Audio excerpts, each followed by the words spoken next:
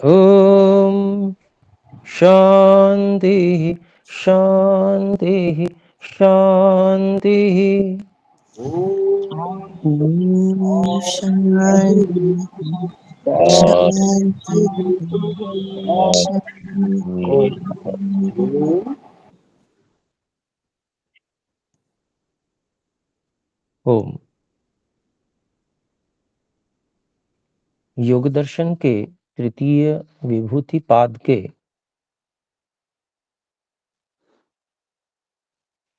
48 सूत्रों को हम पढ़ चुके हैं और आज हम 49वें सूत्र से आरंभ करेंगे।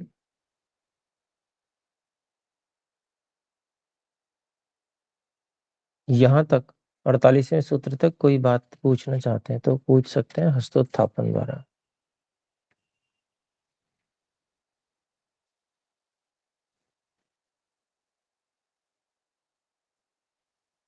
जी तो ठीक है, हम आगे बढ़ सकते हैं।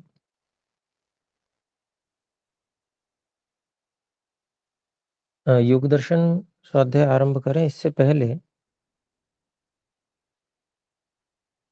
एक आवश्यक आपको सूचना देनी है।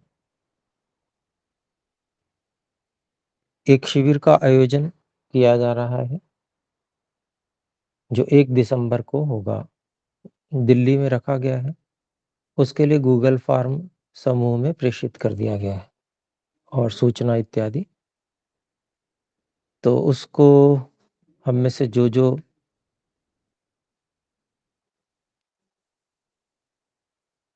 इस शिविर में भाग लेना चाहें उसको भर सकते हैं। एक अवसर है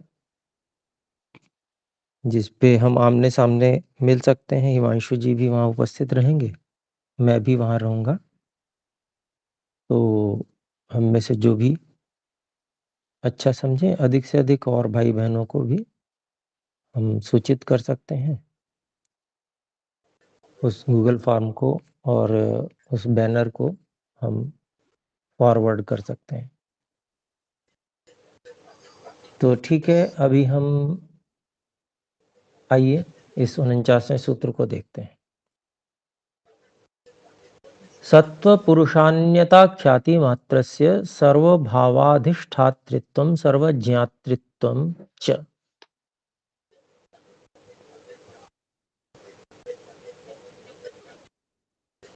उर्मिला जी से निवेदन है, कृपया वे अपने माइक को म्यूट करें। धन्यवाद।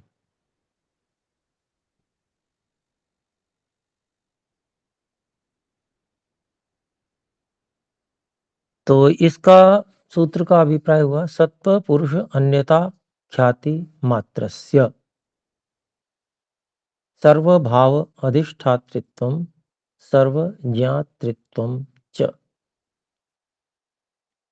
अर्थात जो सत्व अर्थात बुद्धि तत्व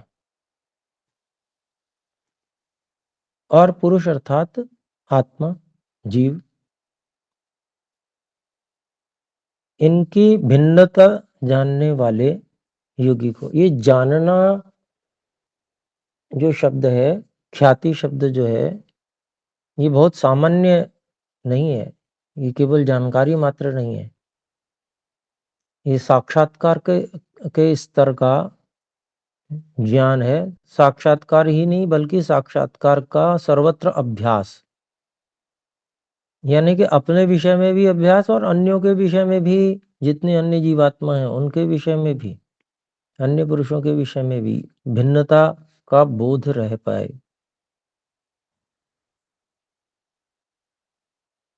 और ये जो स्थिति है ये बहुत विशेष स्थिति है।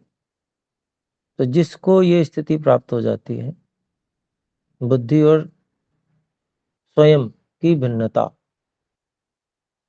जानने वाला जो योगी है, उसको सर्वभाव अधिष्ठातृत्वम,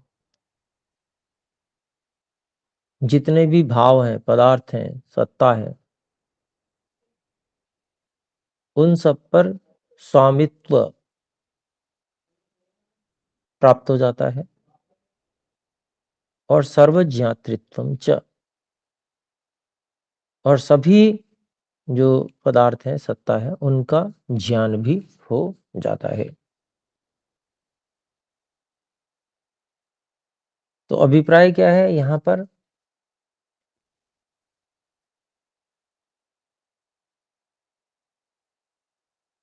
सब वस्तुओं पर अधिकार, यानी कि जिसका अधिकार होता है तो वो एक नाम मात्र ही है कि मेरा सब पर अधिकार है, मैं मालिक हूँ इसका। हाँ, उसका उपयोग कर सकता है वो। दूसरा, जो ज्ञातृत्व है, जानना, तो जानने की क्षमता आ जाती है, जो जानना चाहे सो जान सकता है।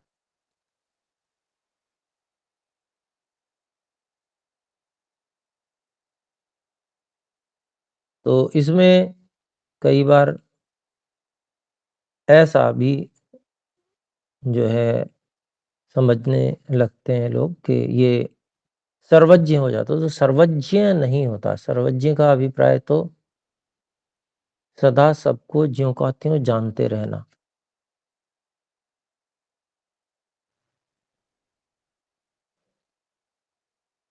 पर यहाँ पर जब चाहे तब जान सकते हैं, अंतर है ना।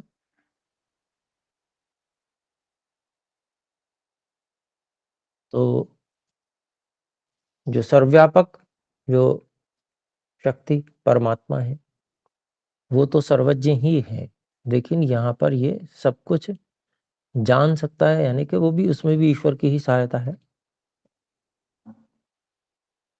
ठीक है, आइए देखते हैं इसके भाष्य को। निर्धूत रजस तमो मलस्य बुद्धिसत्त्वस्य परे वैशारद्ये परस्यां वशीकार संज्ञायां वर्तमानस्य सत्वपुरुष अन्यथा ख्याति मात्र रूप प्रतिष्ठस्य सर्वभाव अधिष्ठातृत्वम्।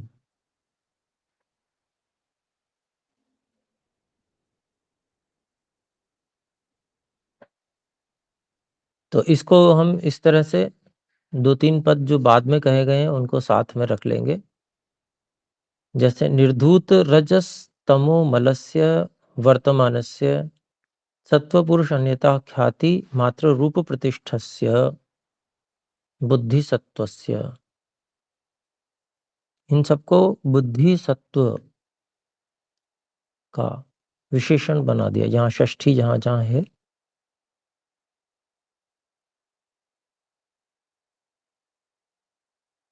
बुद्धि सत्वस्य मतलब बुद्धि सत्व वाले योगी का।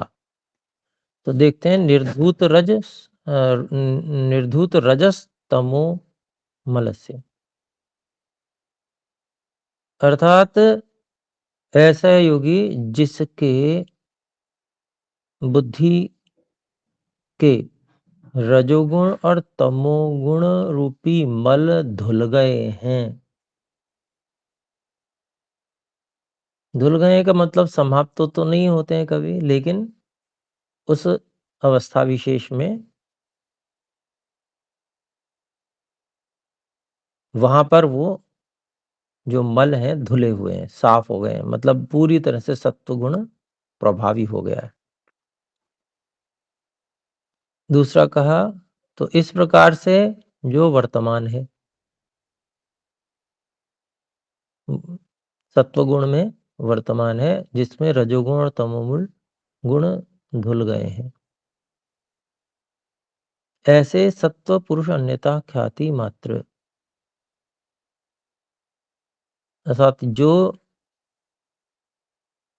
बुद्धि और आत्मा की भिन्नता को बिल्कुल ठीक ठीक साक्षात अनुभव कर रहा है, और रूप प्रतिष्ठस्य, इस रूप में वह प्रतिष्ठित है, अर्थात निरंतर बना हुआ है कि अपनी स्वयं को और बुद्धि की भिन्नता को बिल्कुल ठीक-ठीक निरंतर समझ रहा है। ऐसे बुद्धि वाले योगी का, बुद्धि की ये अवस्था है कि जो इस प्रकार से सही-सही बिल्कुल जना रही है।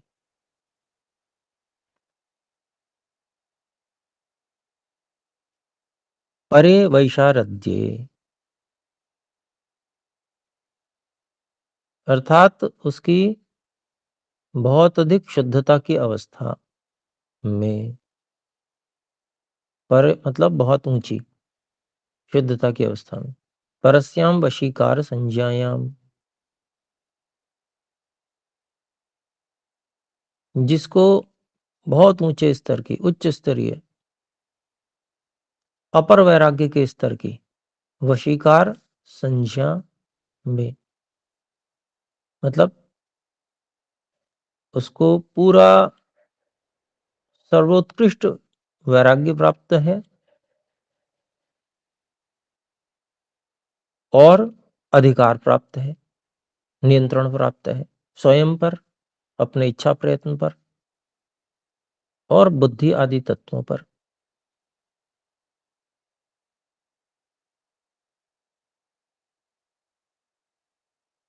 तो ऐसी स्थिति वाले, जो ऐसी स्थिति में है, ऐसी स्थिति वाले योगी का सर्वभाव अधिष्ठातृत्वम,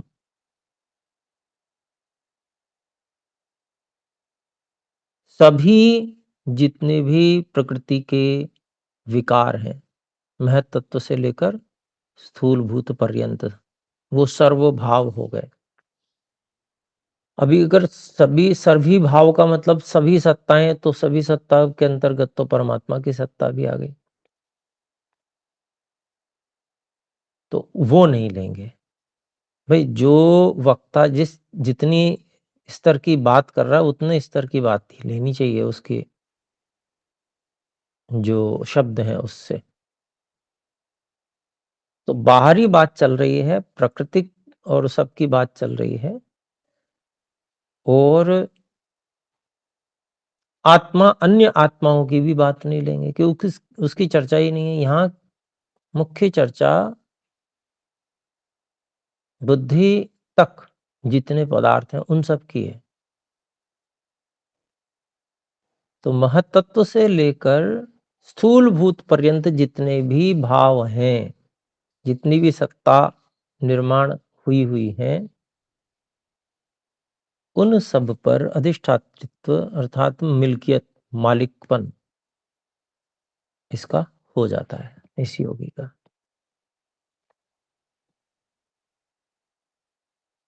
फिर आगे कहते हैं, देखिए सर्वभाव अधिष्ठातृत्व को और स्पष्ट कर रहे हैं महर्षि व्यास जी। सर्वात्मानो गुणा व्यवसाय व्यवसाये व्यवसेयात्मकाः, सर्वात्मनो गुणाः व्यवसाय व्यवसेयात्मकाः, स्वामिनं क्षेत्रज्ञं प्रत्यशेषदृश्यात्मत्वेनोपस्थिता इत्यर्थः।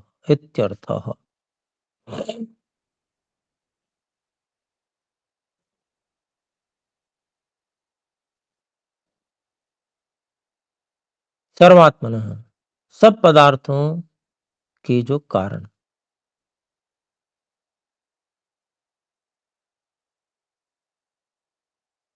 सब पदार्थों के जो कारण स्वरूप हैं, सर्वात्मनो गुण, कारण हुए हुए जो गुण हैं अर्थात सत्वरजतम है।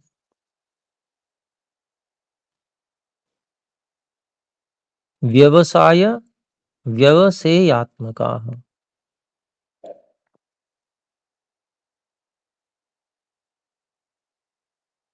तो व्यवसाय आत्मक और व्यवसेयात्मक दो चीजें हुई। तो उन्हीं गुण की बात चल रही है, वो गुण जो सब पदार्थों के कारण है, ऐसे सत्व रज तम। तो किन-किन पदार्थों के वो कारण हैं? तो उनको 2 भागों में विभक्त किया। तो व्यवसाय अर्थात जो निश्चयात्मक स्वरूप वाले हैं, तो उसमें हम जो निश्चय कराने वाली बुद्धि और उस निश्चय कराने के लिए जो सहयोगी सूक्ष्म कारण हैं, साधन हैं, उनको ले सकते हैं। तो महत तत्व से लेकर इंद्रिय तक जितने पदार्थ निर्मित हैं और व्यवसेयात्मक यानी कि जिनका जिनका निश्चय किया जाता है, जिसका सामान्य रूप से बाहरी वस्तुएँ यानी कि स्थूल भौतिक, भूत भौतिक जो हैं, स्थूल भूत जितने भी हैं और उनसे बनी हुई जितनी भी वस्तुएँ हैं, उनके स्वरूपों वाले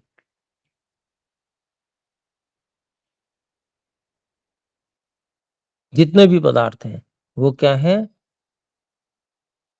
उन पदार्थों का कारण कौन है?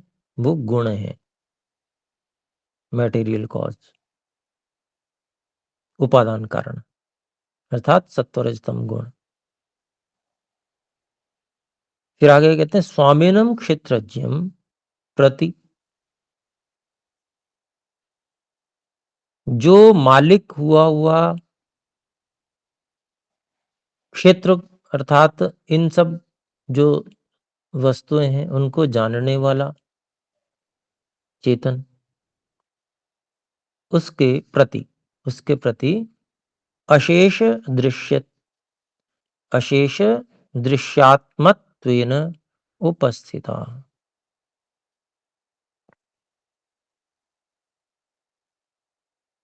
अशेष मतलब संपूर्ण रूप से, कोई कुछ बचता नहीं है। तो ऐसे जो स्वामी जीवात्मा है, क्षेत्रज्ञ जीवात्मा है, उसके प्रति संपूर्ण रूप से दृश्य आत्मत्वेन, दृश्य के रूप में उपस्थित हो जाते हैं इति अर्थ, ये मतलब है। मिल्कियत मालिक होने का मतलब क्या है, उसको यहाँ पर स्पष्ट किया है। तो जो गुण है अर्थात सत्व रज तम है, वो ये सारी की सारी जो प्रकृति है वो किससे, तो सत्व रज तम से बनी हुई है। तो ये जो सत्व रज तम है, ये जिस जिस रूप में भी आए हुए हैं, वो उन सभी अपने स्वरूपों रूपों सहित जो स्वामी क्षेत्रज्ञ जीव है, उसके प्रति अशेष संपूर्ण रूप से दृश्य के रूप में उपस्थित हो जाते हैं। ये अभिप्राय है सर्वभाव अधिष्ठातृत्व का। स्पष्ट कर दिया बिल्कुल कि भाई क्या अभिप्राय देना चाहते हैं महर्षि पतंजलि। मिल्कियत होने का मतलब क्या, कि गुण जो है अपने संपूर्ण स्वरूप को आत्मा के समक्ष हर तरह से प्रदर्शित कर देते हैं, दृश्य के रूप में उपस्थित कर देते हैं, ये अभिप्राय। फिर आगे कहते हैं सर्वज्ञातृत्वम, सर्वज्ञातृत्वम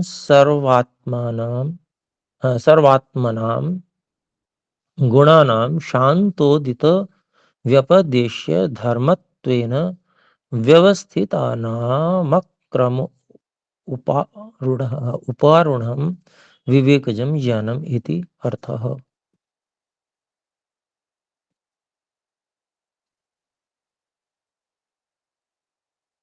तो कहते हैं सर्व ज्ञातृत्वम, सब कुछ जाननापन क्या है, उसको सर्वज्ञातृत्व हो जाता है। तो क्या है ये, इसका अभिप्राय क्या है, उसको समझा रहे हैं। सर्वात्मनाम गुणानाम, सर्वात्मनाम गुणानाम, वही सर्वात्मना गुणा जो पहले कहा था वही यहाँ पर भी है। अर्थात सभी पदार्थों के कारण स्वरूप जो गुण हैं,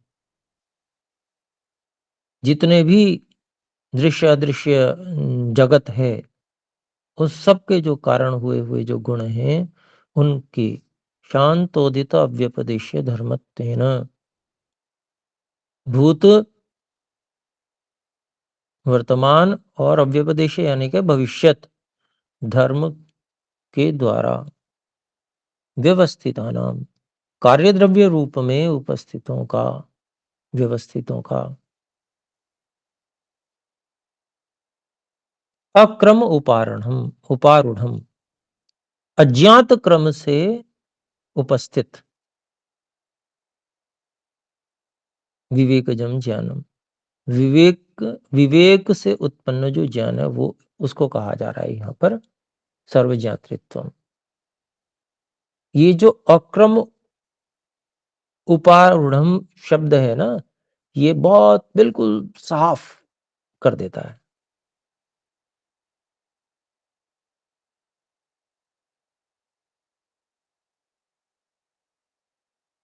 कि जितना भी ज्ञान है वो एक साथ उपस्थित हो जाता है, उसमें कोई क्रम नहीं है, आगे पीछे नहीं है।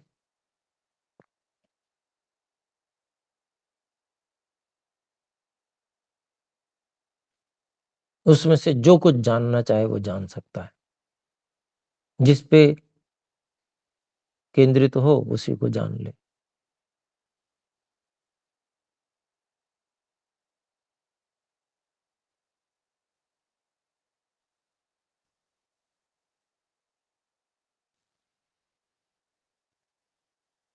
अर्थात उसको ये पता नहीं चलेगा मैंने पहले क्या जाना। अज्ञात अक्रम का मतलब ये है, पर जान सब कुछ सकता है, जिधर केंद्रित होगा वो सब जान सकता है, पर सब कुछ एक साथ जान रहा है ये नहीं हो सकता, ये अभिप्राय। इसीलिए यहाँ पर अक्रम उपारूढ़म भी कहा है। क्रम जान क्रम से ही सकता है,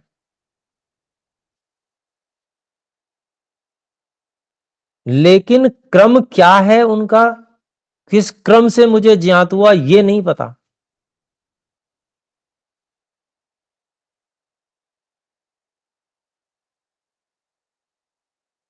ये अभिप्राय यहां पर समझना चाहिए। भाई कोई भी चीज जानेगा तो एक क्रम से ही जान सकता है, लेकिन ज्ञान उपस्थित है सब कुछ सामने, और कौन सा पहले उपस्थित हुआ ये नहीं पता। सब एक साथ ही परमात्मा ने उपस्थित कर दिया।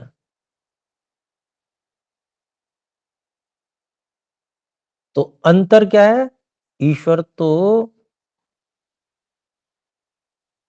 एक ही क्षण में सभी जानों पर, सभी वस्तुओं पर केंद्रित भी हैं और जान भी रहे हैं। पर यहां जो क्षेत्रज्ञ जीवात्मा है उसकी सामर्थ्य की न्यूनता, स्वयं की सामर्थ्य की न्यूनता है कि वो एक साथ सब कुछ जान ही नहीं सकता है।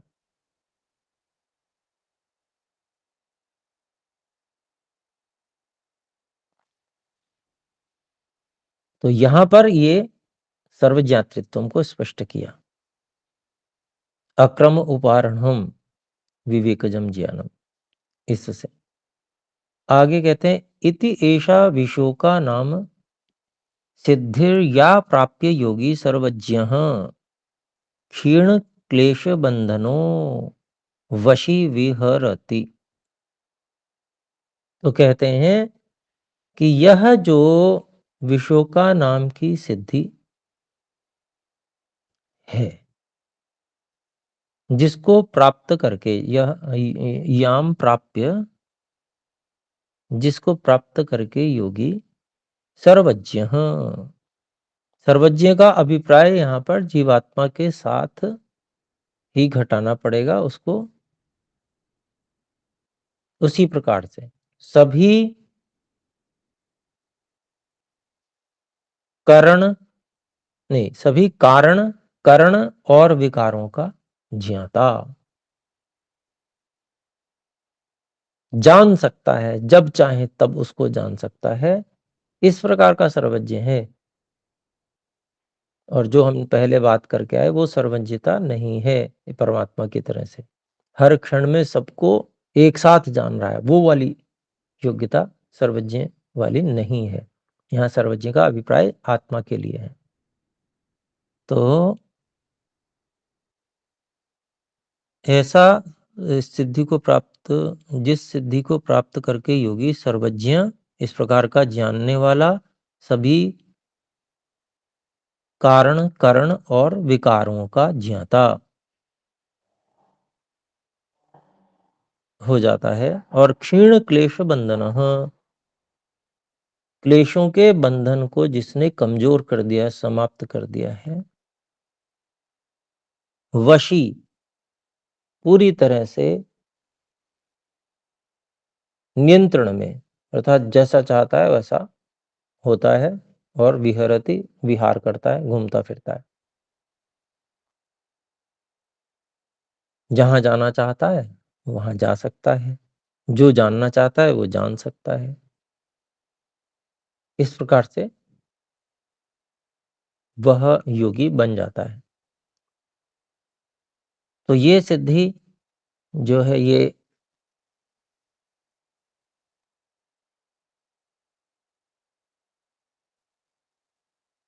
वैसी ही है जैसे भूतजय वाली सिद्धि है।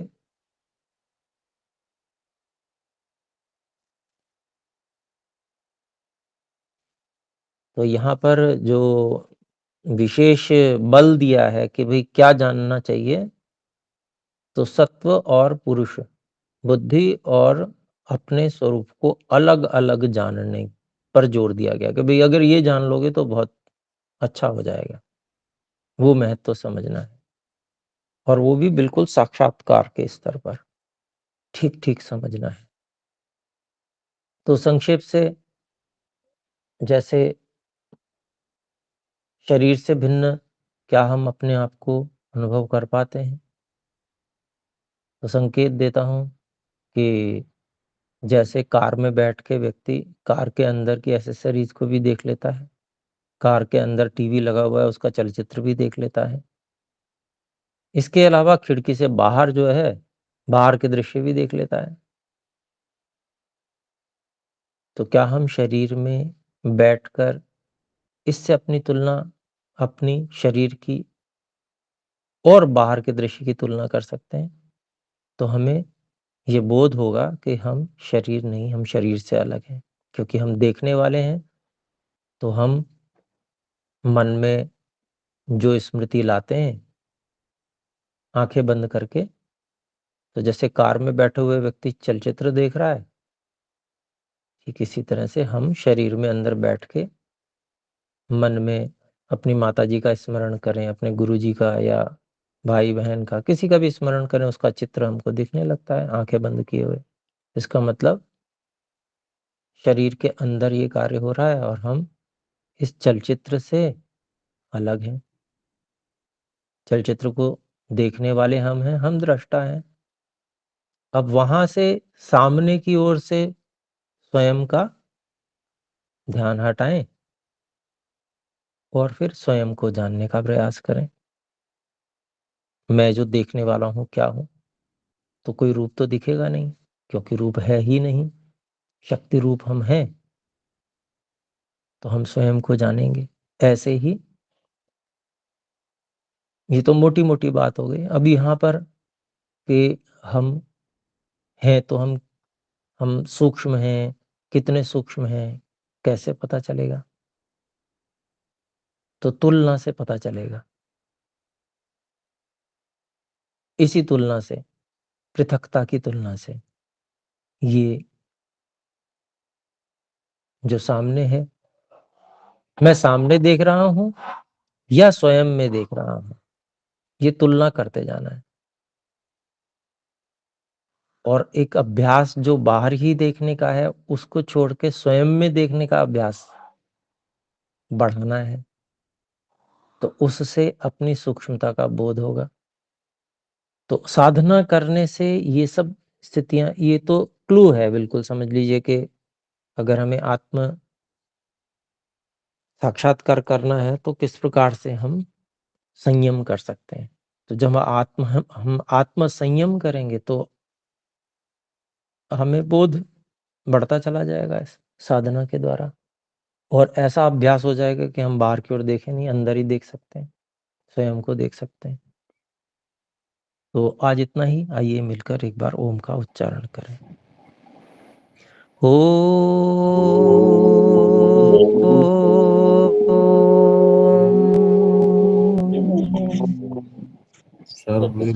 को सादर नमस्ते। नमस्ते गुरु जी। आचार्य जी सभी को सादर नमस्ते। नमस्कार आचार्य जी।